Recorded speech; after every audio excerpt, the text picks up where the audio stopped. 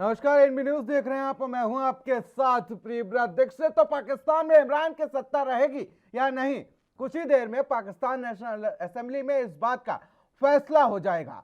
सभी की निगाहें आज नेशनल असेंबली पर टिकी हैं, जो गुरुवार को सुप्रीम कोर्ट के फैसले के अनुरूप प्रधानमंत्री इमरान खान के खिलाफ महत्वपूर्ण अविश्वास प्रस्ताव पर मतदान करने के लिए तैयार हैं। लेकिन माना जा रहा है कि इमरान खान के पास अभी भी इक्का बाकी है और आज फिर वोटिंग होने नहीं दी जाएगी। जबकि पूरी तरह से साफ है कि नेशनल असेंबली में इमरान खान के लिए अपनी सरकार को बचाने के करीब करीब असंभव प्रयास है और उन्होंने निचले सदन में अपना बहुमत खो दिया है।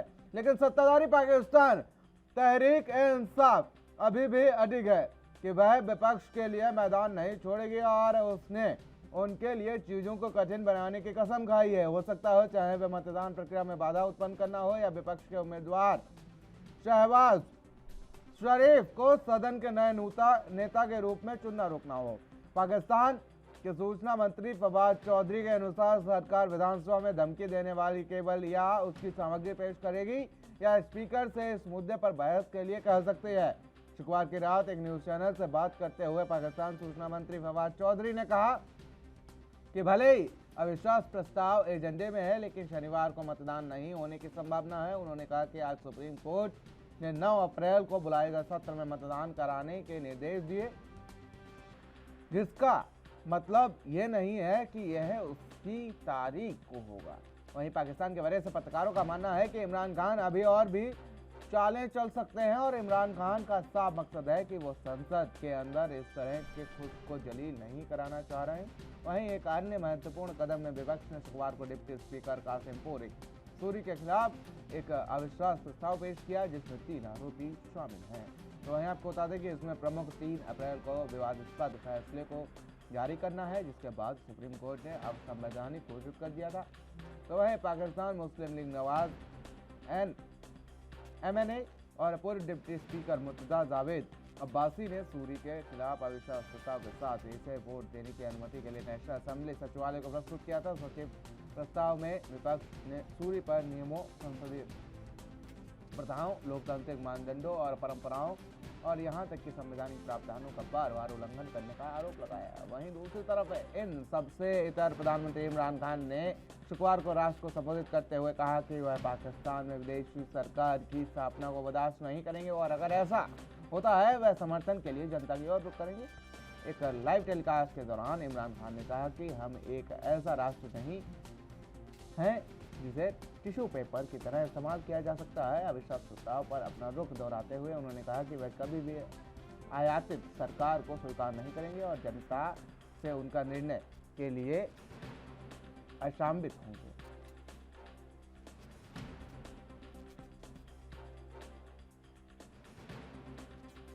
से मदद मांगते हैं।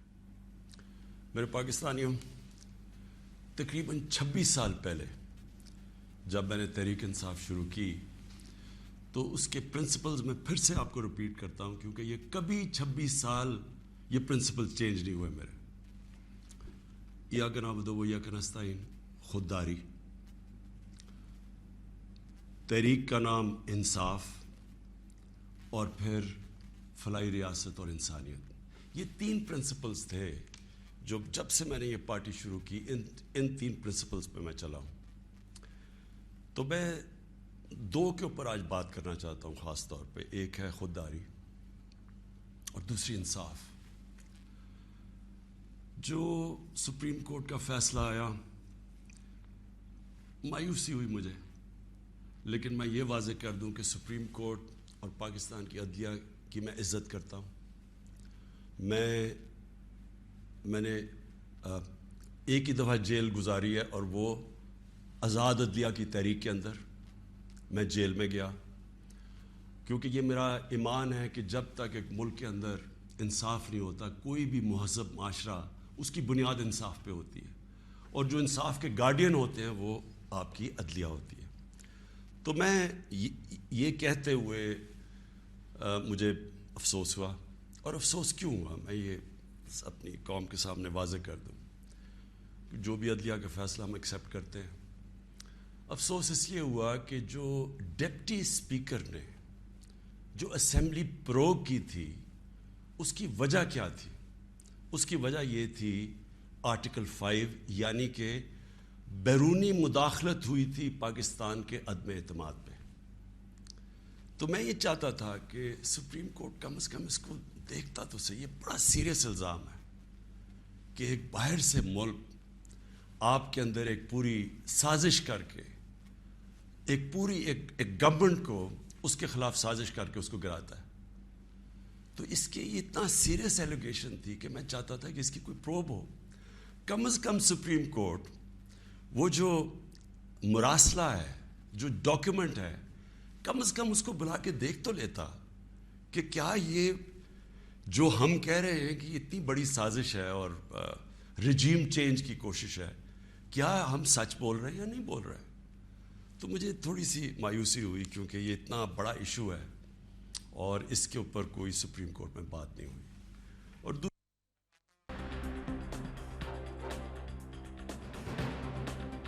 पाकिस्तान के लिए आज का दिन ऐतिहासिक होने वाला है। आपको बता दें कि पाकिस्तान में एक बार फिर से कमजोर नींव वाली नई सरकार बनने की गुंजाइश जताई जा रही है। साथ ही आपको बता दें कि इमरान के हाथों में सत्ता जिन हाथों में जाएगी उनके आपसी समीकरण कैसे हैं, ये भी हम आपको बता दें। आपको बता दें कि इमरान के विरोधी जो जरदारी हैं, साथ ही शहबाज हैं और फजल आपसी दुश्मनी भी निभा चुके हैं।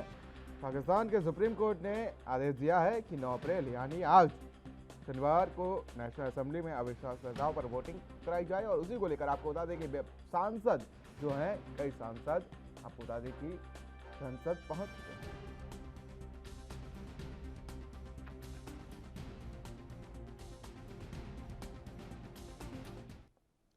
तो पाकिस्तान के लिए आज का दिन ऐतिहासिक होने वाला है और साथ ही आज का दिन ये तय करेगा कि पाकिस्तान के अगले 5 साल कैसे होने वाले हैं, क्योंकि आज इमरान का जाना फिलहाल तय है, लेकिन इसी को लेकर यह भी चिंता है कि पाकिस्तान के आर्थिक हालात जिस तरीके के बने हुए हैं, तमाम चीजों को लेकर वहां पर परेशानियों का सामना करना जनता को पड़ रहा है। ये भी देखने वाली बात होगी।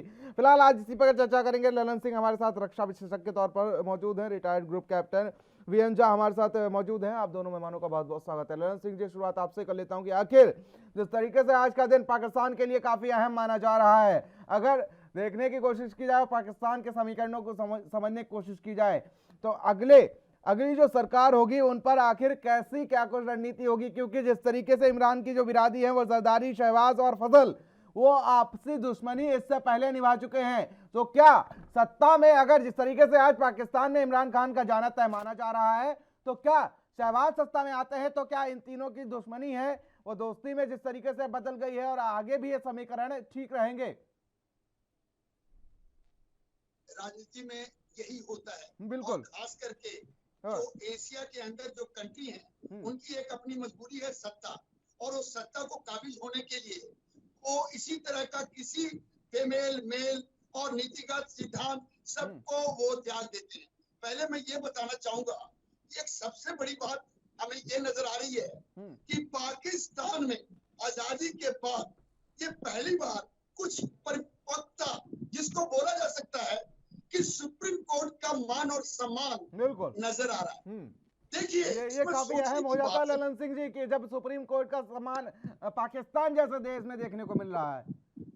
जी, तो मैं यही कहना चाहता हूँ कि पहली बार ऐसी जानकारी मिल रही है कि जब इन्होंने एक अविश्वास प्रस्ताव के ऊपर डिप्टी स्पीकर और राष्ट्रपति साहब ने संसद को भंग कर दिया, तो सुप्रीम कोर्ट ने एक आदेश करके आज इस अविश्वास प्रस्ताव को फिर से जारी करने के लिए और राजनीति को प्रजातंत्रीय प्रणाली में एक मौका उन्होंने बेहतर ढंग से दिया है। तो ये सबसे बड़ी बात है। और पहली बार फौज जो है इसके ऊपर किसी तरह का दबाव प्रत्यक्ष रूप से नजर नहीं आ रहा। अब इमरान साहब की बोली देखिए, अब तो उनको भारत भी अच्छी लग रही है, बिल्कुल, और अमेरिका उनको बहुत तकलीफ दे रहा है, और उनको दुख इस बात का है कि हमें आप मौका देते हैं कि भाई एक सत्ता को विदेशी सरकार अपने पैसे से, ताकत से और अपने कूटनीतिक चाल से हटाने जा रही है। बड़ा समझ में नहीं आता। उनके जनरल बाजवा ने साफ कह दिया कि हमारे कोई ऐसी संभावना विदेशी शक्ति का नहीं था। मैं 3 चीज बताना चाहूंगा। जो पाकिस्तान है वो 3 अ के ऊपर निर्भर करता है। अ से अमेरिका, दूसरी अ से अल्लाह, और तीसरा उनका जो सोच है वो अभी कामयाब नजर नहीं आ रहा। तो अल्लाह के ऊपर नहीं वो टिके हुए हैं। ललन सिंह जी, अभी एक चीज मैं उसमें और जोड़ना चाहूंगा। आपने जो 3 आ जोड़े हैं, मैं चौथा आ जोड़ना चाहूंगा। उसमें आ से आतंकवादी भी आते हैं। आतंक, और यस, बहुत अच्छी बात कही जो मेरे दिमाग में बाद में आता। तो आतंकवाद भी है और अल्लाह भी है और अमेरिका भी है। और मैं आपको साफ बताना चाहूंगा कि आज नियाजी हारेंगे, आखिरी बाजी होगी। और इमरान को जो झटका पाक के नेशनल असेंबली में मिलने वाला है उसके लिए वो जानकार है। 199 विपक्ष और 142 इमरान के पास है। तो संभावनाएं पूरी साफ है। अब आपने पूछा कि विपक्षी दलों की क्या हालत है। ये सब बेमेल है। सरकारें जो भी बने लेकिन वो कमजोर साबित होगी। और पीएमएल हो, पीपीपी हो, एमएमए हो, एमक्यूएम हो और अदर्स हो, इनको मिला के जो गवर्नमेंट बनेगी वो जरूर कमजोर होगी। लेकिन ये तो बाजवा साहब चाहते ही है। विदेश में बहुत सी देशों की जो सोच है वो भी है, कहीं ऐसा ना हो कि पाकिस्तान अब किसी महाशक्ति के शीत युद्ध में एक मोहरा बन जाए, जो आज की यूक्रेन और रूस में आपको साफ नजर आ रहा है। तो सबसे पहली बात, पीटीआई के बागी सांसद भी नेशनल असेंबली पहुंच चुके हैं। बहुत बहुत सख्त वहां पे सिक्योरिटी है। आपको रेंजर्स, पुलिस और आर्मर्ड फोर्सेस पूरी तौर पे सख्त है। विपक्ष और पक्ष दोनों को अलग अलग से इंटर किया गया है। संभावना जो भी है, लेकिन ऐसी कोई बातें नहीं होने वाली है कि इमरान कोई सरप्राइज दे दे। और जो भी होगा एक तरीके से होगा। और इसकी हम उम्मीद करते हैं कि नियाजी आज उनका 1 घंटे के अंदर मामला खत्म हो जाएगा। ललन सिंह जी लौटेंगे आपके पास। बीएन झा साहब, आज जिस तरीके से अभी तक के अगर समीकरणों को समझा जाए तो पाकिस्तान में इमरान सरकार का जाना तय माना जा रहा है। लेकिन जो नई सरकार का गठन होगा वो आखिर कितनी स्थायी होगी, यह भी एक बड़ा सवाल है। ये अगर लोग कहते हैं कि कोई क्वेश्चन $1 मिलियन होता है, तो मैं आपके इस क्वेश्चन को $1 बिलियन बताऊंगा। क्योंकि ये एक चीज है जो कि हम में से बहुत सारे लोगों को थोड़ा सा डिस्टर्ब कर रही है। बिल्कुल। देखिए, इमरान चला जाएगा उसमें हमारा कुछ नहीं है, मतलब भारत का ऐसे कोई भी फायदा इसमें नहीं है। जहां तक दूसरी सरकार जो आएगी, याद रखिए इस 11 पार्टी का जो अपोजिशन गठबंधन है इनका, ये काफी डिस्ट्रक्टिव है। इसमें से 4 जो ऑर्गेनाइजेशंस हैं उनका डायरेक्ट जिहादियों से लिंक है। चाहे वो पाकिस्तान में जो 34 जिहादी ऑर्गेनाइजेशन अभी हैं उसमें से जिसका भी साथ हो, तो हमारा जो डिफेंस एंगल है इसमें हम सबों का ये एक बहुत बड़ा कंसर्न है टुडे, आज के दिन में, कि जब इमरान चला जाएगा और जब ये नई सरकार आएगी तो ये क्या खुराफात करेगी, कौन सी आतंकी गतिविधियां भारत के खिलाफ चलाएगी, ये हमें भरोसा नहीं है। और प्रियंवद जी, आपने बड़ा अच्छा सवाल पूछा था ललन जी से और उन्होंने जवाब भी दिया। मैं आपको थोड़ा सा बताना चाहता हूँ कि इमरान का जाना लगभग तय था, आज के दिन से ही नहीं, लगभग पिछले 2 सालों से। क्योंकि इमरान ने आर्मी के खिलाफ बहुत कुछ ऐसे किए हैं जो कि कोई भी पाकिस्तान की आर्मी जो है वो बर्दाश्त नहीं करेगा। सबसे पहले जनरल बाजवा का करप्शन उसने बाहर किया, उजागर किया। उसके बाद यूएसए में जाकर बोलाया कि पाकिस्तान के धरती पे 40,000 टेररिस्ट हैं और हमारे पास में 31 जिहादी ऑर्गेनाइजेशंस हैं।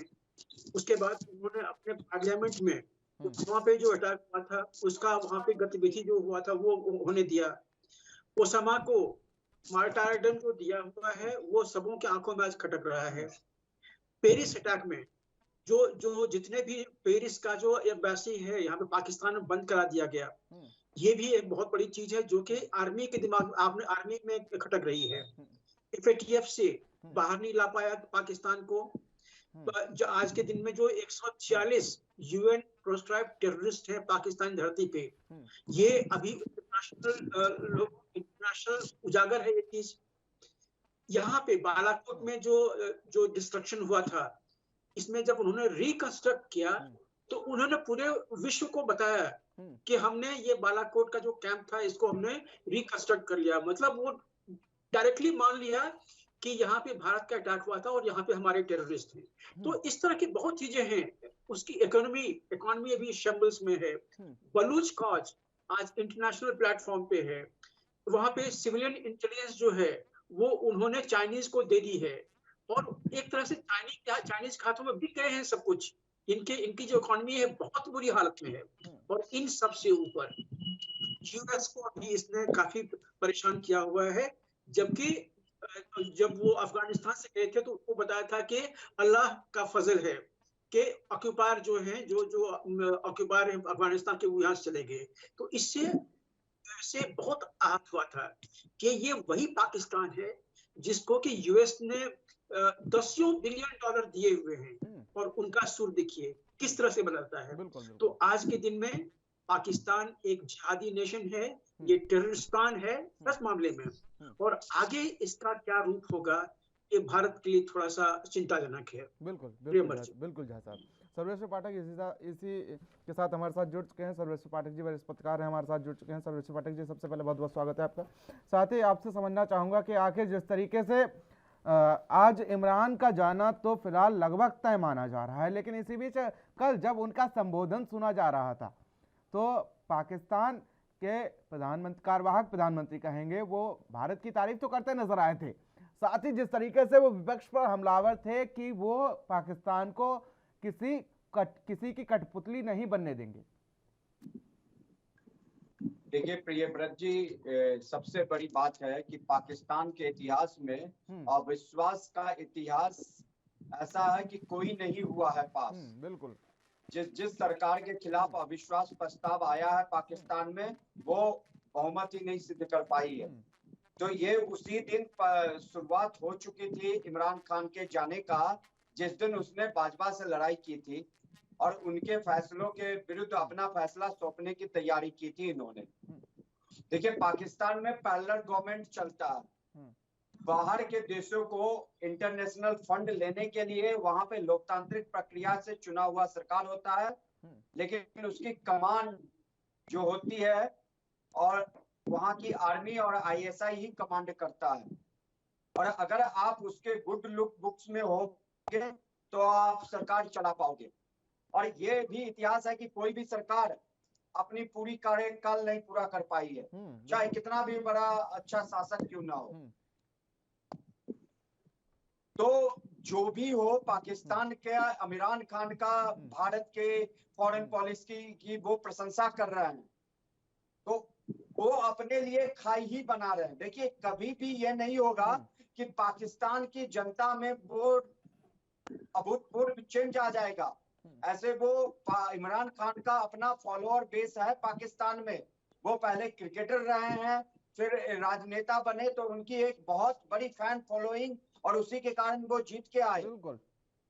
लेकिन आप भारत की प्रशंसा करके चाहोगे कि पाकिस्तान में इलेक्शन जीते, ये कभी नहीं हो सकता और होने नहीं दिया जाएगा। पाकिस्तान का निर्माण ही मुस्लिम फंडामेंटल, इस्लामिक फंडामेंटल के तथ्यों पे हुआ है। और वो इस्लामिक फंडामेंटल जो है वो मारने काटने में विश्वास रखता है। सर्वेश्वर पाठक जी, इसको लेकर विपक्ष तो वो भारत के साथ हमलावर भी था, संबंध सुधरने देगा ना ही कुछ कहने देगा। दूसरी बात, मुझे पूरा बात पूरा करने दीजिए। उन्होंने अमेरिका का फिर से जिक्र किया कि टिश्यू पेपर की तरह यूज करके ये फेंक देते हैं। तो वो चाहे कितना भी सशक्त नेता हो, कितनी भी उनकी जनाधार हो, लेकिन दिन ब दिन वो अपनी जनाधार खोते आ रहे हैं। इसलिए क्योंकि जो मूलभूत है, पाकिस्तान की इकोनॉमी अमेरिका पे डिपेंड थी। देखिए, ग्रे लिस्ट से वो बाहर अभी निकलेंगे भी नहीं। और जब से इमरान खान ने सत्ता संभाली थी, तब से पाकिस्तान 2018 से ही ग्रे लिस्ट में चला गया। पूरी तरीके से। और अभी भी कोई गुंजाइश या कोई संभावना नहीं दिखती कि वो ग्रे लिस्ट से बाहर आए। अभी अभी मैं किसी एक चैनल पे था, वहां पे पाकिस्तान के पत्रकार थे, उन्होंने हाफिज सईद, जैसे आतंकवादी को कहते हैं हाफिज सईद साहब, मेरी उनसे तुतू मैं हो गई कि आप जब तक आतंकवादी को साहब कहोगे तब तक आपकी यही दुर्दशा होगी। बिल्कुल, 31 साल की सजा उन्हें सुना दी गई और आप उनको साहब कहते हैं। हाफिज सईद को जेल में डालने का एक नाटक किया है, लेकिन वो सब एक दिखावा ही है। बिल्कुल सर्वेश्वर पाठक जी, 31 साल की सजा उन्हें सुना दी गई और वो उनको साहब कहते हैं, यही तो नीति है और शायद यही वजह है कि इमरान सरकार आजकल चाह रही है। चलिए ललन सिंह जी हमारे साथ बने हुए हैं। ललन सिंह जी, विपक्ष आखिर हमलावर इमरान सरकार पर इसी वजह से है। सर्वेश्वर पाठक जी लौटेंगे आपके पास, लौटेंगे। ललन सिंह जी, कि आज जिस तरीके से पाकिस्तान के हालात बने हुए हैं, महंगाई बिल्कुल चरम पर है, पाकिस्तान जो है कर्ज में डूबा हुआ है और तमाम चीजें हैं कि कर्ज के जाल में फंसा हुआ है, आर्थिक हालात बहुत ही ज्यादा खराब है, आसमान छूती महंगाई है वहां पर। तो शायद विपक्ष का कहीं ना कहीं इमरान सरकार पर हमलावर होना लाजमी सी बात है। आवाम के साथ बहुत सी ज्यादती इमरान खान के सत्ता के रहते हुई है। महंगाई अपने चरम सीमा पे है और इन्होंने जो थोड़ी बहुत राहत दी है उससे इनकी दुनिया में जो जिन्होंने इनको कर्ज दिया है वो इनके ऊपर ऐसे ही गुस्सा और आक्रोश। पहले मैं दो चीज बताना चाहूंगा कि इन्होंने संबोधन और अपने भाषणों में दो तीन ऐसी चीजें बताई है जो पाकिस्तान को फिर से धाराशाही करने के लिए काफी है। उन्होंने युवाओं को कहा है कि आप सड़कों पे आओ और चुनाव के लिए तैयार हो जाओ। ये दो बातें एक प्रधानमंत्री रहते हुए ये पाकिस्तान के आंतरिक माहौल को अगर देखा जाए तो बिगाड़ने की कोशिश नंबर 1। नंबर 2, पाकिस्तान आपने ठीक कहा, आतंकवाद इमरान और आर्मी और अमेरिका इन्हीं लोगों और संगठन और देशों के ऊपर टिका हुआ एक पाकिस्तान है। अब जब ये पाकिस्तान आर्थिक रूप से पूरी तरह से अगर देखा जाए तो बहुत बहुत खराब स्थिति में, अगर वो चीन से चाहे भी तो वो कितना सहयोग ले सकता है वो आपके सामने श्रीलंका है। मैं ये भी कहना चाहता हूँ कि जो उन्होंने अभी तक हालात बनाई है पाकिस्तान की, उसमें कुछ ऐसी डाउट्स है कि ये पाकिस्तान में इस वोटिंग के दौरान कोई ऐसा हंगामा न क्रिएट कर दे जिससे गृह कला जिसको बोला जा सकता है वो उठ खड़ा हो, और इसकी भी उम्मीद की जा रही है।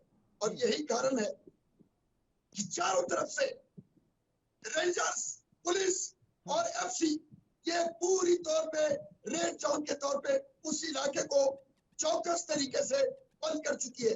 एक और संभावना बन रही है कि कहीं बाजवा अगर प्रत्यक्ष रूप से, क्योंकि नवंबर में उनको पेंशन जाना है और आईएसआई के चीफ के बनाने पर यहीं से नवंबर में ये जो झगड़ा था वो पिछले साल से स्टार्ट हुआ था और आखिर बाजवा ने हावी होकर अपने मनमर्जी से ही आईएसआई चीफ को उन्होंने नियुक्त किया। तो हालात ये भी है कि अमेरिका से किसी तरह का पंगा आर्मी का अधिकारी चीफ नहीं लेगा और चीन से खराब नहीं करेगा, लेकिन चीन और रूस के तरफ जाने की भी कोशिश वो नहीं करेगा। तो हो सकता है कि आज तक का जो इतिहास है, जितने पूर्व प्रधानमंत्री हैं वो अरेस्ट हो गए या विदेश भाग गए, तो ये भी एक संभावना बन रही है कि कहीं इमरान बाहर न चले जाए या इनको अरेस्ट करके जेल के सलाखों में न डाल दिया जाए। और मरियम और बिलावल भुट्टो इन्होंने साफ कह दिया है कि अगर तुम्हें भारत से बहुत प्रेम है तो तुम भारत में चले जाओ। तो एक तरह से पोजीशन बन रही है कि इमरान खान संसद में अपनी हालात को देखते हुए कोई एक ऐसा अनाउंसमेंट, इस्तीफा और कोई एक ऐसा सरप्राइज दे दे जो पूरे तौर पे पाकिस्तान के माहौल को खराब करने में सहायक होगा। ये मेरा अपना उम्मीद है। चलिए बीएन झा साहब, कहते हैं हमारे यहाँ भारत में एक प्रचलित कहावत है कि जब गीदड़ की मौत आती है तो वो जंगल की ओर भागता है। तो इसी कहावत पे मैं आपसे चर्चा करना चाहूंगा कि एक तो इमरान खान के जिस तरीके से हालात बने हुए हैं और दूसरी ओर आप संबोधन करते हैं अपने देश को और उसमें भारत की तारीफ कर देते हैं। तो एक तो प्रधानमंत्री पद तो जाना तय ही है, दूसरी ओर राजनीति में भी क्या ये स्थापित हो पाएंगे अब? जी प्रियंका जी, आपने बड़ा सटीक सवाल फिर से पूछा। जब गीदड़ की मौत आती है तो कहते हैं वो शहर की तरफ भागता है। अब जहां तक इमरान का सवाल है, इमरान का जाना तो लगभग तय है, क्योंकि जैसे मैंने आपको पहले बताया था, आर्मी उसके खिलाफ है, अवाम उसके खिलाफ है, और सबसे बड़ी चीज ये है कि आज वहां पे आर्मी की चलती है। अगर आर्मी अगर चाहे तो वो आपको रखेगी, नहीं चाहे तो बहुतों कारण बना के आपको वो दूध की मक्खी जो होती है उसके तरफ आपको निकाल फेंकेगी। और इमरान की हाल आज वही है। जहां तक इमरान आज क्या करेगा इसका सवाल है, अभी भी सारे लोग आश्वस्त नहीं हैं, क्योंकि जैसे आपने एक आशंका जताई थी कि आज भी वोटिंग के दौरान वो कुछ ऐसा कर दे, चाहे डिप्टी स्पीकर या स्पीकर के साथ मिलके, कि फिर से ये मामला जो है किसी और चीज में खटाई में पड़ जाए। तो ये भी आपको ध्यान रखना पड़ेगा कि ये भी संभव है कि वोटिंग ना हो। लेकिन अगर वोटिंग हुई तो आज के दिन में जो 11 जो अपोजिशन की गठबंधन है उनके पास मेजोरिटी है, पाकिस्तान की जो इमरान सरकार है वो गिर जाएगी। एक और चीज प्रियंकर जी, हम लोग बार बार कहते हैं कि इमरान भारत की दुहाई दे रहा है, भारत की प्रशंसा कर रहा है। नहीं, इमरान भारत की प्रशंसा नहीं कर रहा है। वो क्या कर रहा है कि विश्व के निगाह में, अमेरिका के निगाह में, P5 के निगाह में, यूरोप के निगाह में ये चीज जताने की कोशिश कर रहा है कि भारत आपको ठेंगा दिखा सकता है। तो आपको पता है कि बच्चों के बीच में क्या होती है, अगर आप चाहते हैं कि किसी के अगेंस्ट में, किसी के खिलाफ आप एक्ट करें, तो आपको किरकिरी दी जाती है कि तुम उसका कुछ नहीं कर पाओगे, और फिर वो जो बच्चा है वो जाके लड़ जाता है उससे। इमरान की वही बचपना जो है वो भारत के खिलाफ में ये शब्द बोलने से मजबूर कर रही है। हालांकि ये बात जायज है कि भारत की जो अपनी जो विदेश नीति है, अपनी रक्षा नीति है, सुरक्षा नीति है, सब भारत पे केंद्रित है। ये किसी और के थ्रू डिक्टेट नहीं हो रहा है। लेकिन अब इमरान का ये बार बार बोलना, ये यूएस को इनडायरेक्टली उकसाना है कि भारत आपको किरकिरी दिखा रहा है और आप कुछ नहीं कर पा रहे हैं। तो इसीलिए इमरान के बातों पे मत जाइए। इमरान कहते हैं कि मरता क्या ना करता। इमरान अभी गर्दन तक पानी में है और वो डूबने वाला है अगले 1 घंटे के अंदर में। तो इसमें वो क्या करेगा ये आप नहीं जानते हैं प्रियंबर जी। जी सर्वेश पाठक जी, आज ये कहा जा रहा है कि इमरान के पास अभी भी एक तुरप का इक्का है जो इमरान को कुछ दिनों के लिए तैरने पर मजबूर कर देगा गंदे तालाब में। तुरप का इक्का क्या हो सकता है, मुझे नहीं लगता। देखिए सुप्रीम कोर्ट हो सकता है कि वोटिंग किसी तरीके से कैंसिल हो जाए सर्वेश पाठक जी, किसी तरीके से वोटिंग कैंसिल हो जाए और इमरान को 2-4 दिन और 2-4 महीने कुछ और मिल जाए। कैंसिल होगा, मुझे एक बात बताइए, सुप्रीम कोर्ट ने ऑर्डर दे दिया, विपक्ष के पास पूरी बहुमत है। अब पाकिस्तान, अगर इमरान खान संसद में, क्या इमरान खान संसद नहीं जाएगा? उसकी सरकार का जाना तय है। पूरी तरीके अब कोई गुगली नहीं है उसके पास। उसने जो लास्ट इमोशनल अपील दी कि आप सड़कों पे निकलो, ये करो, वो करो, क्या जनता ये कर पाएगी? मुझे नहीं लगता, क्योंकि जनता को भी लास्ट में जो महंगाई है, जो वहां पे बेरोजगारी है, उससे भी निकलना है। और जो ये अंतरराष्ट्रीय दबाव है पाकिस्तान पे, जो अर्थव्यवस्था उसकी मतलब पूरे गर्त में जा रही है, और इसका जो अगर पॉलिटिकल ऐसे क्राइसिस देश में चलता रहेगा तो उसमें तो और जो संभावना कहीं दिखती भी है कि अर्थव्यवस्था को सुधारने की, वो तो कहीं दूर दूर तक नजर नहीं आएगा। फिर ये सारा जो ठिकरा है वो इमरान खान के सर फूटेगा कि पॉलिटिकल क्राइसिस आपने क्रिएट करवाया देश में। सुप्रीम कोर्ट ने चुनाव आयुक्त को बुलाया था और उनसे पूछा था, उन्होंने सीधा मना कर दिया कि 3 महीने में नहीं हो सकता, मिनिमम हमें 4-5 महीने का समय दिया जाए। तो फिर इमरान खान के पास ऑप्शन क्या बचेगा? जो ऑप्शन, जो भी गुगली फेंकना था, जो भी बाउंसर फेंकना था, उन्होंने फेंक दिया। अभी उनके परिवार पे ये संकट आ पड़ा है। आपको पता हो, बुशरा बीबी जो उनकी वाइफ है, उसकी जो सहेली है, उस पे ये आरोप लगाया जा रहा है और वो देश छोड़ के भाग चुकी है कि वो जितने भी टेंडर दिए जाते थे उसमें शामिल थी और कमीशन अमाउंट उसके पास आता था। तो ये भी प्रूव करने की जरूरत है। जो इनकम्बेंट, जो आने वाली सरकार होगी, वो इस तथ्य पे भी मतलब जांच बिठाएगी, क्योंकि बीच में बहुत हो हल्ला हुआ था लेकिन सरकार ने उस चीज को दबा दिया था। देखिए, तो अब इमरान खान के पास कोई गुगली नहीं है पाकिस्तान का अभी भी देखिए एफएटीएफ ग्रे लिस्ट में बना पड़ा है। उसने दिखाने के लिए वो आतंकी हाफिज सईद को जेल में डाला है, लेकिन वो एक ड्रामा है। और मेरे ख्याल से वेस्टर्न कंट्री और अमेरिका को ये समझना पड़ेगा, और नहीं समझेगा तो आतंकवाद जो ऐसा नाग है वो सबको डसता है। देखिए सर्वेश्वर पाठक जी, आप तो बिल्कुल सही कह रहे हैं कि जिस तरीके से का जो इतिहास रहा है कि अविश्वास का इतिहास है, कोई नहीं हुआ पास, वही इमरान खान के साथ होगा। और इमरान खान को ईमानदारी पूर्वक विपक्ष में बैठना चाहिए बिल्कुल। और फिर देखना चाहिए कि आखिर जो सरकार आ रही है वो कैसे देश को आगे ले जाएगी। तमाम ड्रामे और नौटंकियां पाकिस्तान में देखने को मिलती हैं। कोई नई बात नहीं है पाकिस्तान के लिए अविश्वास प्रस्ताव, और जिस तरीके से आज संसद में तमाम हंगामा हुआ, एक तरीके से कह सकते हैं कि पाकिस्तान में लोकतंत्र की हत्या हुई थी। जिस तरीके से उस दिन हंगामा हुआ था स्पीकर की कुर्सी के साथ, जिस तरीके से छेड़छाड़ हुई थी, पूरी तरीके से हंगामा हुआ था और पूरी तरीके से नौटंकी, पूरी सोची समझी साजिश थी।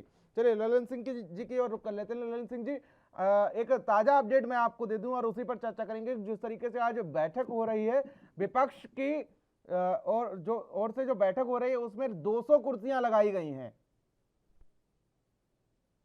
देखिए आपने जो बोला वही बात मैं पहले भी कह रहा था। झा साहब ने एक बड़ी अच्छी बात बताई कि वो बड़ाई थोड़ी कर रहे हैं भारत का, वो तो भारत को एक महाशक्ति के सामने ये बताना चाह रहे हैं कि देखो ये तुम्हारा दुश्मन है और जबरदस्ती उसको उकसा रहे हैं। खुद के बच्ची कुछ नहीं है ललन सिंह जी। हाँ, और बिरवर जी मैं आपको दूसरी बात ये बताना चाहता हूँ कि जो अपोजिशन का डेलीगेशन है वो स्पीकर से मिल चुका है और इसमें आने से पहले उन्होंने कई नामों पे प्रधानमंत्री का चर्चा भी कर लिया है। अभी 2-3 नामें भी वहां पे पाकिस्तान में आनी शुरू हो गई है। चलिए वो तो भविष्य की बात है, लेकिन एक बात और साहब है, आपने जो बोला कि 200 कुर्सियों को लगाया गया तो 199 कल शाम से ही बहुत क्लियर है कि अपोजिशन के पास है, चाहे पीएमएलएन, टीपीपी, एमए और अतिरिक्त मिलाकर, और उनके पास स्ट्रेंथ ही नहीं है। मगर एक बात साहब है, पाठक साहब ने जो बोला बहुत सही है, उनके पास कोई गुगली का अपॉर्चुनिटी नहीं है। वो क्या करेंगे?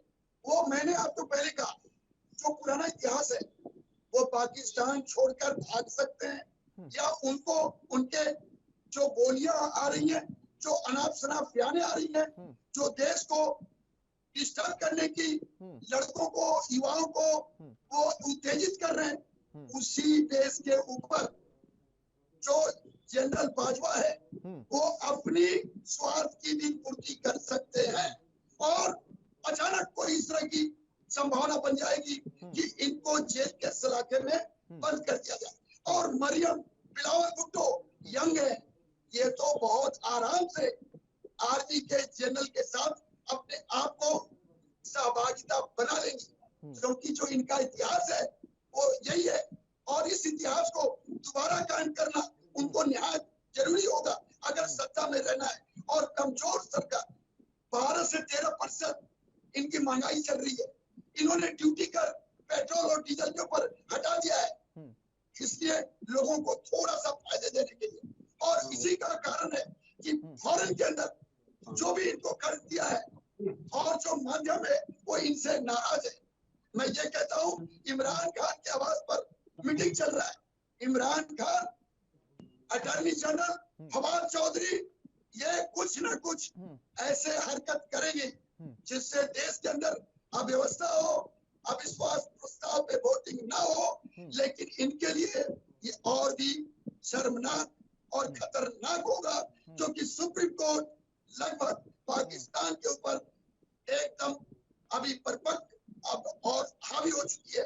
इस समय आम जनता भी बहुत नाराजगी होगी कि आप सुप्रीम कोर्ट के बताए हुए निर्देश को जबरदस्ती कुछ न कुछ ऐसे हालात करना चाहते हैं जिससे देश में और माहौल खराब हो।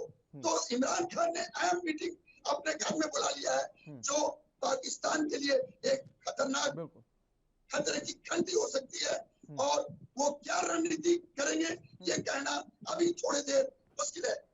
बिल्कुल वीएन झा साहब, अगर बात की जाए, समझने की कोशिश की जाए तो महज आधा घंटा बचा है बहस के लिए, और इसी बीच जिस तरीके से सर्वेश्वर पाठक जी कह रहे थे कि बस यही ऑप्शन है कि वोटिंग कैंसिल हो या ना हो, लेकिन इमरान के पास यही ऑप्शन है कि वो इस बैठक में ना शामिल हो, जिस तरीके से आज बहस होनी है। तो अभी तक तो फिलहाल आधा घंटा बचा है और इमरान खान फिलहाल नहीं पहुंचे हैं। प्रियंबर जी, इमरान खान का वहां बैठना या ना बैठना वो ज्यादा मायने नहीं रखता है। मायने ये रखता है कि मायने अगर आज को अगर साहब ऐसे में रह जाता है कि आप मुंह दिखाने काबिल भी नहीं बचे हैं। जी बिल्कुल ठीक है, लेकिन मैं उससे थोड़ा सा और गहरी समस्या पे आपका ध्यान खींच रहा हूँ। वहां पे इमरान का रहना या न रहना वो आवश्यक नहीं है इमरान के लिए, लेकिन इमरान ये जानता है कि पाकिस्तान के पूरे हिस्ट्री में कोई भी प्रधानमंत्री जो है या तो वो पाकिस्तान को उसको छोड़ के भागना पड़ा है या उसकी वहां मौत हुई है। और इमरान ने कुछ ऐसे चीजें उजागर किए हुए हैं जो आर्मी को पसंद नहीं है। उसने बाजवा के खिलाफ में करप्शन चार्जेस लगाए हुए हैं इमरान ने और इमरान की सरकार ने। तो बाजवा का जब भविष्य जो है अगर वो खतरे में है तो इमरान का भी भविष्य खतरे में ही होगा।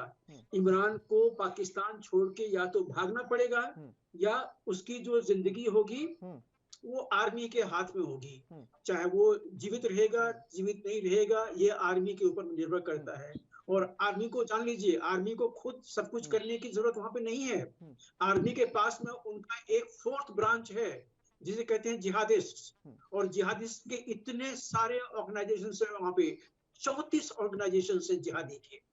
तो आज के दिन में अगर आर्मी चाहेगा कि नहीं इमरान खान जिंदा नहीं रहेगा, जिसकी पूरी आशंका है पूरे विश्व को कि जिस दिन पाकिस्तान के प्रधानमंत्री के चेयर से इमरान खान हटा उसकी जिंदगी जो है वो तलवार के धार पे होगी, उसको वहां से भागना पड़ेगा। तो ये चीजें जो है ये इमरान जानता है। तो अभी वो चाहे जाए वहां पे या ना जाए, अगर वहां पे जाएगा तो फिर उसकी वहां पे किरकिरी होगी, अगर नहीं जाएगा तो अप्रत्यक्ष रूप से जो आर्मी की निगाह है इमरान खान पे लगी हुई है। तो अगले 1 घंटे में ये सब कुछ होने वाला है। और हम में से कुछ लोगों का ये भी एक आशंका है कि शायद वोटिंग किसी न किसी तरह से इमरान उसको टलवा दे, क्योंकि ये सिर्फ इमरान का मामला नहीं है। ये जो पीटीआई की जो पूरी जो ग्रुप है इनके जितने लोग हैं 142 लोगों के पूरे सबका भविष्य इस पर निर्भर करता है जी। तो इसीलिए इन सबों के जो अस्तित्व का मामला है कुछ ना कुछ वो तो जरूर करेंगे टालने की, चाहे वो टले या ना टले। सुप्रीम कोर्ट का निर्देश है तो प्रोसेस शुरू हो गई है। वहां का जो नेशनल असेंबली है वो आज एक्टिव हो गया है, लेकिन उसके असेंबली के अंदर में क्या होगा ये तो सुप्रीम कोर्ट डायरेक्ट नहीं कर, मतलब उसको डिक्टेट नहीं कर सकता है। वहां पे वो लोग क्या करेंगे आप नहीं जानते हैं। पहले भी उन्होंने दिखा दिया कि वो क्या क्या करने के कैपेबल हैं। तो इसलिए ये सब चीजें ध्यान में रखनी पड़ेगी। हम भारत में रह के यही हम मना सकते हैं कि पाकिस्तान अस्थिर न हो, क्योंकि एक डिस्टेबलाइज पाकिस्तान जो है भारत के लिए अच्छा नहीं है। वहां पे जो भी चीजें होती हैं वो डेमोक्रेटिक प्रोसेस के अंदर में हो, वहां पे जो डेमोक्रेटिक गवर्नमेंट है वो उसको चलाए, उसको हैंडल करे, तो ये भारत की मंशा होगी। सर्वेश्वर पाठक जी, आपसे एक चीज और समझना चाहूंगा कि आखिर आज जिस तरीके से अगर इमरान की सरकार जाती है, हालांकि पूरी तरीके से जानता है, लेकिन इमरान की सरकार अगर जाती है तो इमरान खान का आखिर भविष्य क्या रह जाएगा? क्योंकि जिस तरीके से बाजवा के ऊपर करप्शन के चार्ज लगाए हैं और कहते हैं कि घायल शेर जो होता है वो और भी ज्यादा खूंखार हो जाता है, तो इमरान खान ने कहीं ना कहीं घायल शेर को और भी ज्यादा हानि पहुंचाने की कोशिश की है। लेकिन अब घायल शेर जब उसकी सरकार हो जाएगी तो क्या कुछ उसमें इमरान के ऊपर उसका रिएक्शन होगा, समझना चाहूंगा आपसे। देखिए ये आज सभी को इसी प्रश्न की मतलब दरकार है कि वो अभी तक फिलहाल 11-12 बजे तक पाकिस्तान के कार्यवाहक प्रधानमंत्री ही सही मतलब है कि हाँ, लेकिन सबसे बड़ी बात है कि भाजपा से उसने पंगा लिया। मैं आपके भी चैनल पे कितने चैनल पे और हर कोई यही कहता है कि पाकिस्तान में कोई लोकतंत्र है ही नहीं। पूरी तरीके जो से सेना आईएसआई चाहती है वही सत्ता में बैठता हो गया था सर्वेश्वर पाठक जी, जिस दिन ये हंगामा हुआ था संसद में, और दूसरे दिन उस दिन जिस दिन इनके मंत्री ने साफ नहीं है। हाँ। आप देखिए इनका इतिहास देखते आइए। अगर नवाज शरीफ ने इंडिया से संबंध सुधारने की कोशिश की और जिस मुशर्रफ को उन्होंने आर्मी चीफ बनाया उसी मुशर्रफ ने उनको अपदस्थ कर दिया। और इतिहास भी देखें तो ऐसे ही चलता आ रहा है। जुल्फिकार अली भुट्टो और फिर उसका, तो ये सब ऐसे ही चलता आ रहा है वहां पे। ये कोई नई बात पाकिस्तान के इतिहास में नहीं हो रही है। भाजपा का कार्यकाल भी नवंबर 2022 में खत्म होने को है, वो एक्सटेंशन पे है। तो ये भी डिपेंड करता है, और जिस तरीके से उनका विरोध किया है इमरान खान ने, तो वो कहीं ना कहीं तो इमरान खान को ही डसेगा, इसमें कोई दो राय नहीं है। हाँ, एक जैसे देखिए मुशर्रफ भी भाग के बाहर ही बसा हुआ है, नवाज शरीफ को भी अंत में भाग के बाहर बसना पड़ा। तो एक बैकडोर ये भी होता है, समझौता होता है। तो इमरान खान अगर बैकडोर समझौता कर ले, क्योंकि इमरान खान पे गाज गिरने वाली है, वो जो बुशरा बीबी की जो दोस्त है, और जो करप्शन चार्जेस लगेंगे, और वो विपक्ष पक्का लेके आएगा। इन्होंने विपक्ष को कटघरे में खड़ा कर दिया कि ये फॉरेन कंट्री से पैसा लेके हमारे एमपी को खरीद लिए और ये लोग हमारी सरकार को गिराने, ये बहुत बड़ा आरोप लगाया है। तो वो छोड़ने वालों में से नहीं है। या तो बैकडोर समझौता कर लेगा इमरान खान, ठीक है तुम सरकार चलाओ, हम कुछ नहीं करेंगे, तभी इमरान खान की जान भी बचेगी और इसकी पॉलिटिकल जो वो है मतलब पॉलिटिकल लाइफ भी बचा रहेगा। बिल्कुल। ललन सिंह जी बात रखिए। हाँ जी जी बात रखिए अपनी। अब मैं ये कहना चाहता हूँ जी कि अगर आप पीछे के कुछ आर्मी चीफ बाजवा को अगर उसके बातों को सुनेंगे तो ऐसा लगेगा कि वो भारत के प्रति थोड़ा नर्म अपने स्टेटमेंट्स कई दिए हैं। उसका कारण है कि बाजवा को भी जमीनी हालात का पता चल गया है और वो ये समझ गया है कि चाहे अमेरिका हो चाहे रूस हो या दुनिया की कोई महाशक्ति हो, भारत की जो स्वतंत्र नीति है, तटस्थ सोच है और जो इसकी ताकत आज दुनिया के अंदर स्थापित है, तो हम बेवजह भारत से किसी तरह का कोई पंगा लेने से हम अपने वजूद को पाकिस्तान में बेहतर ढंग से कायम नहीं रख सकते। यही कारण है कि जनरल बाजवा जो है वो लगातार भारत के प्रति नरम रुख और कश्मीर के प्रति उन्होंने बोला भी है कि बातचीत और शांति के द्वारा किसी भी चीज को समाधान कर सकते हैं। तो मेरा कहने का मतलब साफ है कि अभी पीटीआई का जो फवाद चौधरी है उसने एक ट्वीट किया था मॉर्निंग में 2 घंटे पहले कि साहब ये या हमारा कप्तान है, ना वो विदेश जाएगा ना ही देश में वो हार मानेगा। तो ये ऐसी स्थिति हो रही है कि अगले हफ्ते भी वोटिंग बन सकती है। मैं बहुत ज्यादा इस बात के ऊपर कॉन्फिडेंट नहीं हूँ, लेकिन झार साहब और पाठक साहब हमसे ज्यादा जानकारी रखते हैं। मुझे अभी भी लग रहा है कि ये ऐसा माहौल बनाएंगे कि अगले हफ्ते वोटिंग होगा और इतने दिन वो अपने बाजवा के इधर उधर सुप्रीम कोर्ट सभी के पास अपना रोना रोएंगे।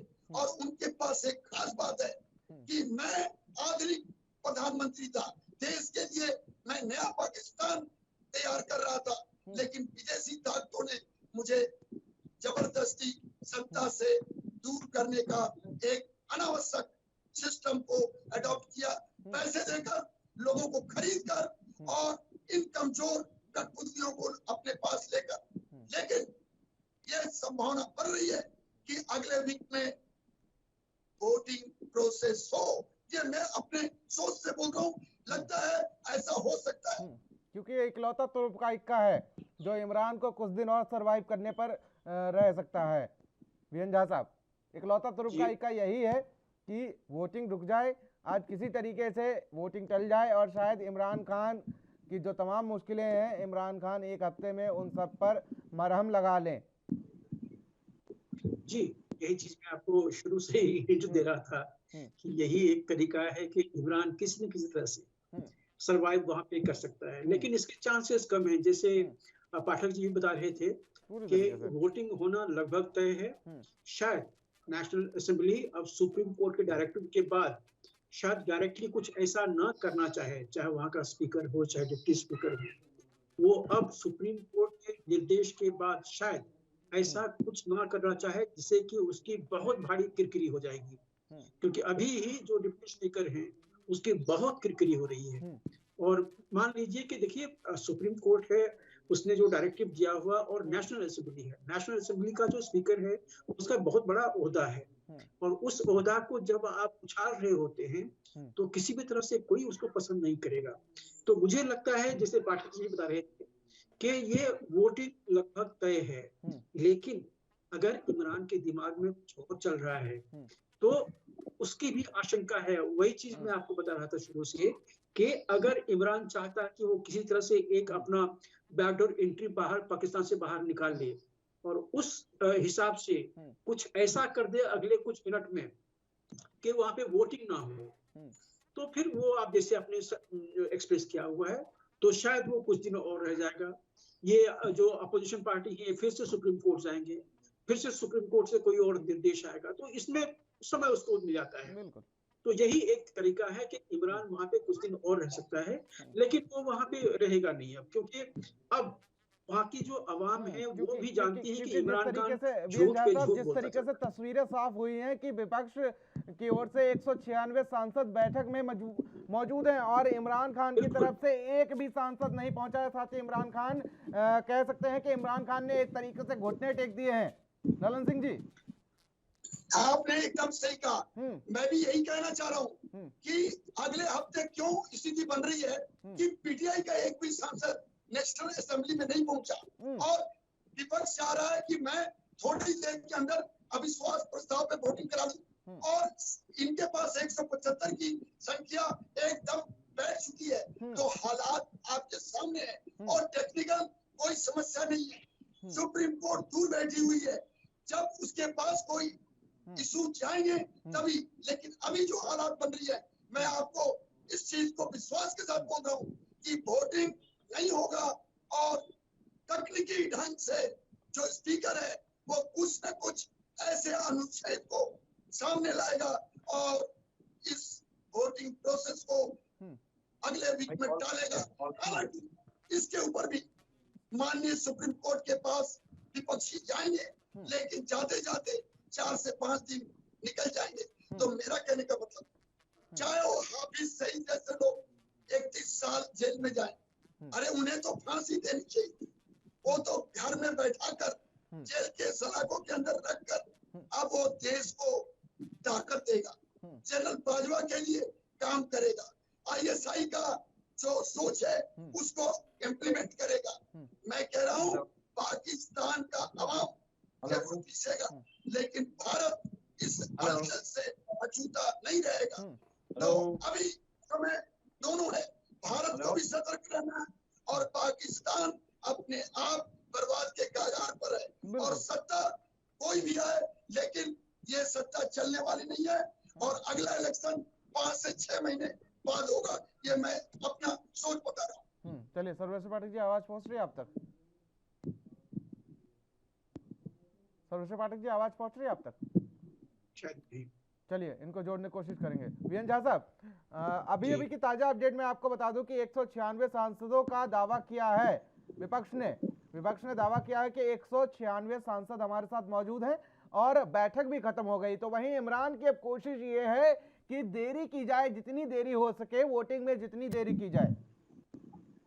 बिल्कुल सही कहा आपने। मैं यही चीज बता रहा था कि कोई न कोई एक क्या हो रहा है?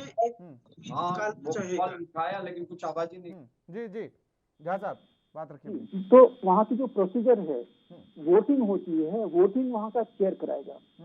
तो अगर चेयर, चाहे वो डिप्टी स्पीकर हो चाहे स्पीकर हो, अगर वो कोई न कोई एक छेद निकाल लिया, अपना एक एस्केप रूट निकाल लिया कि आज चूंकि जो लीडर्स हैं रूलिंग के वो नहीं आए हुए हैं, तो इसलिए वोटिंग इसमें हो नहीं सकती है, तो कुछ भी मतलब एक उनको अपना बहाना चाहिए, वो बहाना बना के आज का दिन निकाल ले। शायद यही वजह है कि इमरान खान चाहते हैं कि जितनी देरी हो सके वोटिंग में उतनी देरी हो। जी, तो ये चीज एक पॉसिबल है। यही एक पॉसिबिलिटी का जो मैं आपको हिंट कर रहा था पिछले जब से हम लोग बैठे हुए हैं, ये एक बहाना निकाल सकते हैं वहाँ के स्पीकर, और स्पीकर के मुंह में वही आवाज है जो इमरान खान वहाँ डालते हैं। उन्हीं के पार्टी का है वो। तो इसीलिए देख लीजिए क्या होता है, अगले कुछ मिनट में ये स्थिति बिल्कुल साफ हो जाएगी, लेकिन ये सब पॉसिबिलिटीज हैं। चलिए, सर्वेश्वर पाठक जी इसी बीच हमारे साथ जुड़ चुके हैं। सर्वेश्वर पाठक जी, सवाल मेरा आपसे यह है कि आखिर इमरान के सांसद संसद नहीं पहुंच रहे हैं और इमरान खान भी ये चाहते हैं कि जितनी देरी हो सके वोटिंग में उतनी देरी हो, ये नई रणनीति क्या है इमरान खान की? ये संसद ना पहुंचे क्योंकि से उनको क्या मतलब हासिल हो जाएगा। सुप्रीम कोर्ट की रूलिंग आ चुकी है और अगर मान लीजिए वोटिंग से एब्सेंट करते हैं तो फिर ये हो जाएगा कि ये सरकार ही चलाने लायक नहीं है। बिल्कुल, पूरी तरीके से। तो संदेश क्या जाएगा, आप बात समझ रहे हो? बिल्कुल, दाहे बगाए उनको संसद के अंदर आना ही पड़ेगा। उनकी जो संख्या पहले 140 से वो घट के 120 दिखी, अब 90 के आसपास आ चुकी है। देखिए, सरासर आरोप जो है उनके खुद पार्टी के नेता वो डिप्टी स्पीकर पे डाल दिया कि उन्हीं की गलती है, उन्होंने आइन को देखा नहीं, आइन के अगेंस्ट वो गए। और अब फिर इससे अगर वो ऐसे कार्य करेंगे, उनको अगर कुछ करना होता तो इस बीच में जब मामला सुप्रीम कोर्ट पहुंचा तो उनके पास सारे चीज थे, तथ्य थे, हथियार थे। इलेक्शन के लिए उन्होंने कहा, लेकिन सुप्रीम कोर्ट अभी तक चुनाव आयोग तैयार नहीं हुआ और विपक्ष इस बात से मजबूत हो रहा है कि आखिर जो गड़बड़ हुई, जो असंवैधानिक हुआ, उसको सुप्रीम कोर्ट ठीक करने की कोशिश कर रहा है। और अगर इमरान खान अब फिर से ऐसी कोई चाल चलेगा तो ये सारा का सारा उनके अगेंस्ट जाएगा। आने वाले चुनाव में उनकी पार्टी का मतलब वर्चस्व बचेगा भी कि नहीं बचेगा, यह भी मुश्किल कह सकते हैं। आप चाहे कितने बड़े करिश्माई नेता हो, अगर वहां के संविधान के साथ, वहां के सुप्रीम कोर्ट के डीलिंग के खिलाफ आप कार्य कर रहे हो तो उसको आपका खामियाजा भुगतना पड़ेगा। देखिए, इमरान खान ने अपने कार्यकाल में अच्छे काम भी किए हैं। मैं एक चैनल पे था, वहां के पत्रकार ने बताया पाकिस्तान के कि उन्होंने बहुत युवाओं के लिए रोजगार के अवसर क्रिएट किए, लेकिन साथ ही साथ देखिए उन्होंने महंगाई कहाँ चरम सीमा पे हुई, अर्थव्यवस्था को निचले स्तर पे ला दिया।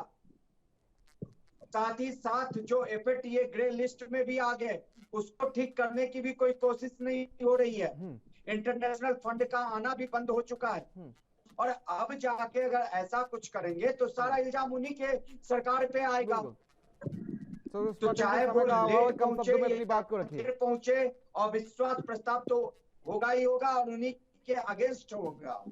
बिल्कुल। ललन सिंह जी, एक फाइनल कमेंट आपसे ले लेते हैं 10 सेकंड का। सबसे बड़ी चीज है नियाजी का जो इम्तिहान है उसमें वो फेल हो चुके हैं। बस चालबाजी उनके पास है, अपने आप को अनुपस्थित रहना नेशनल असेंबली से और कोई भी तरीके से वोटिंग को आगे बढ़ाना, मगर इनके पास कोई अल्टरनेटिव कंटीजेंसी प्लान और है नहीं और इनका गेम ओवर होगा और माननीय कोर्ट भी इनको बुरी तरह से लताड़ेगा, अंटर मारेगा और पब्लिक के बीच में इनकी जो बची खुशी साख है वो खत्म हो जाएगी, क्योंकि जो आम जनता है वो कोर्ट के साथ रहेगा, ना कि किसी नेता के साथ, क्योंकि सभी को पता है कि ये जो कोर्ट होते हैं वो निष्पक्ष होते हैं। तो मैं आपके माध्यम से बहुत जल्द इमरान खान चाहे वोटिंग आगे बढ़ा दे, लेकिन उनका गेम ऑलरेडी डाउन हो चुका है। बिल्कुल। फिलहाल आप तीनों मेहमानों का हमारे साथ जुड़ने के लिए बहुत बहुत शुक्रिया। तो फिलहाल आज जिस तरीके से आज चर्चा में तमाम चीज़ें सामने आई कि आखिर पाकिस्तान में क्या कुछ हालात बने हुए हैं, आखिर विपक्ष इमरान खान के खिलाफ अविश्वास प्रस्ताव क्यों लाया, साथ ही आपको ये भी जानकारी दे दें कि महज कुछ ही क्षण बकाया है और अविश्वास प्रस्ताव पर वोटिंग होनी है और इसी के साथ इमरान खान का जाना भी फिलहाल आज तय बताया जा रहा है। तो फिलहाल इस पर तमाम अपडेट्स हम आपको देते रहेंगे। बने रहिए NV न्यूज़ के साथ। नमस्कार।